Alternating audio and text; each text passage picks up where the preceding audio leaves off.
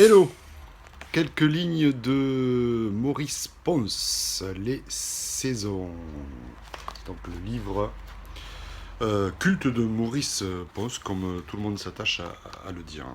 Donc je vais vous lire la page 99 à 103.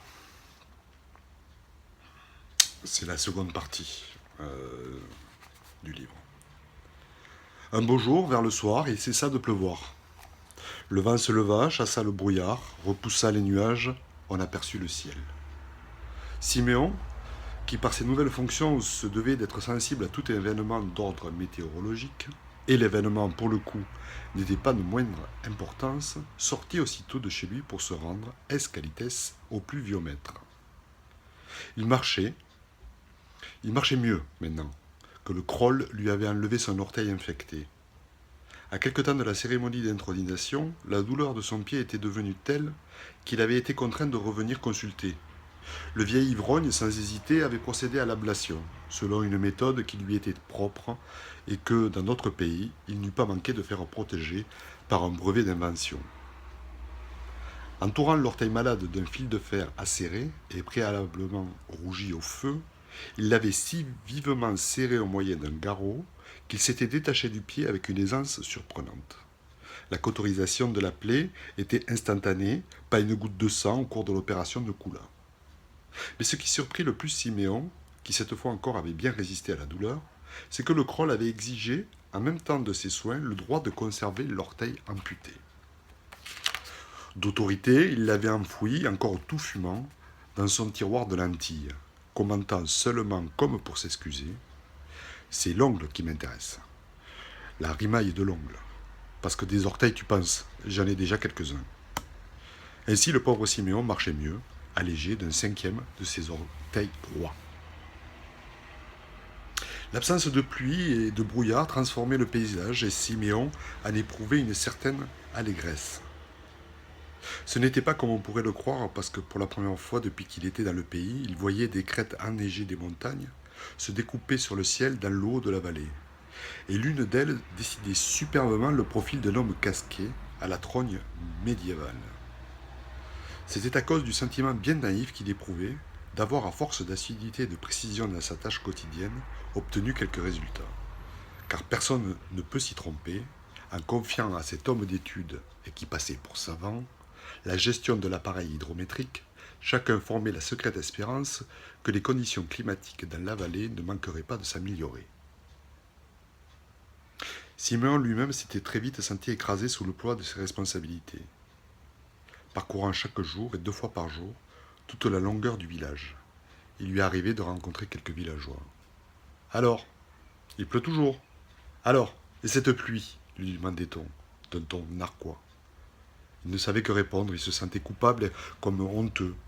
Lorsqu'il croisait Clara, ruisselante d'eau dans sa petite robe rose, il détournait les yeux. Les pages de son journal, semaine après semaine, se remplissaient de cette amertume de se savoir mal jugé par ceux qui lui avaient fait confiance, mais impuissant à retourner la situation à son avantage. Et le temps passait.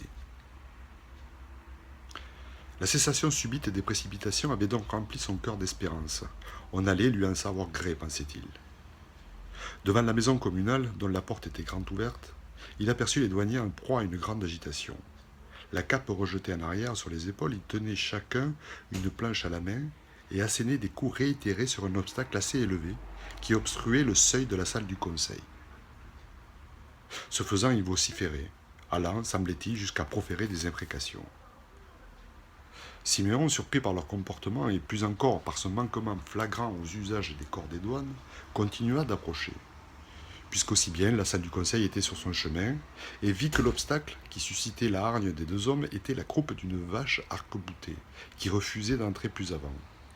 C'était une vache d'une maigreur squelettique, et dont le ventre énorme semblait gonflé par une hydropésie chronique. Elle aura mangé de la luzerne attaquée par le cuscute, se dit tout de suite Siméon. Et il allait faire part de ses réflexions aux douaniers, leur prouvant qu'il était capable de s'intéresser aux choses de la campagne, lorsque ceux-ci, lâchant brusquement les planches qu'ils tenaient à la main, d'un même mouvement bondirent sur la vache et à coups d'épaule, comme on enfonce une porte, la firent culbuter à l'intérieur de la salle. Aussitôt après un synchronisme très étudié dans leurs gestes, ils tirèrent les deux battants de la porte et sous l'œil médusé de l'écrivain qui n'avait pas pu placer un mot, ils s'enfermèrent avec la vache dans la salle du conseil. Sur le seuil, Siméon remarqua dans la boue des traces éparses d'un liquide étrange qui semblait quelque chose comme un sang laiteux. À peine avait-il commencé à s'interroger sur la scène qui venait de surprendre, et les questions arrivaient en foule à son esprit. D'où sortait donc cette bête? Pourquoi avait-elle le ventre gonflé? Pourquoi perdait-elle son sang? Pourquoi les douaniers s'enfermaient-ils avec elle dans la salle du conseil? À peine avait-il donc dépassé la maison communale qu'il aperçut le vieux Rourke dégringolant derrière l'un des couloirs de boue de la muraille rocheuse qui bordait la route. Dans sa glissade, il tendait son pilon en avant, un peu à la façon d'une machine de guerre romaine, et il amassait entre ses cuisses ouvertes un épais coussin de glaise en forme d'as de cœur. Enroulé sur ses épaules comme une couverture, tel un petit Saint-Jean barbu, il tenait par les pattes un mouton. Siméon aida à relever le vieil infirme, dégoûtant debout et fort embarrassé de son fardeau. Il tenta d'engager avec lui une conversation affable. Il semble, lui dit-il, que le temps veuille s'améliorer. Ouais, répondit Rourke en s'éloignant déjà, son mouton autour de la nuque. Vous feriez tout aussi bien de vous attraper une bête, au moins un oiseau s'il en reste. Le sens de ses propos échappa complètement à Siméon. Il poursuivit son chemin, mais manqua bientôt de se faire renverser par un âne qui déboula devant lui de derrière un hangar en poussant des braiements. Et la queue de cet âne, braillant aussi fort que lui, s'accrochait le croll, couvert de boue et de crottes de pied à la tête, du pied à la tête, et emporté par sa prise dans une course folle. Passant devant la maison des sœurs Steppe, il vit l'aînée occupée à clouer des planches contre les volets de la fenêtre, tandis que la cadette descendait elle aussi de la montagne, en portant dans ses bras, un peu comme elle faisait d'habitude de son enfant, un bouc famélique et trempé d'eau.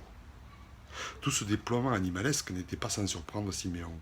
Il avait bien observé ici et là, au cours de ses quotidiennes allées et venues dans le village, d'impressionnants tas de fumier qui étaient manifestement d'origine animale, mais d'animaux, il n'en avait point rencontré jusqu'à ce jour.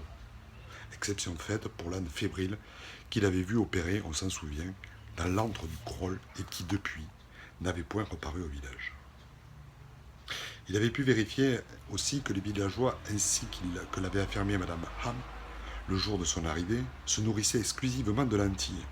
Jamais il n'avait découvert en aucune platée le moindre rogaton de lard ou de couenne, pas même une peau de ce saucisson d'âne dont on dit que les Polonais sont friands. Mais d'où provenait soudain, comme avec l'arrêt de la pluie, cette avalanche de viande sur le village?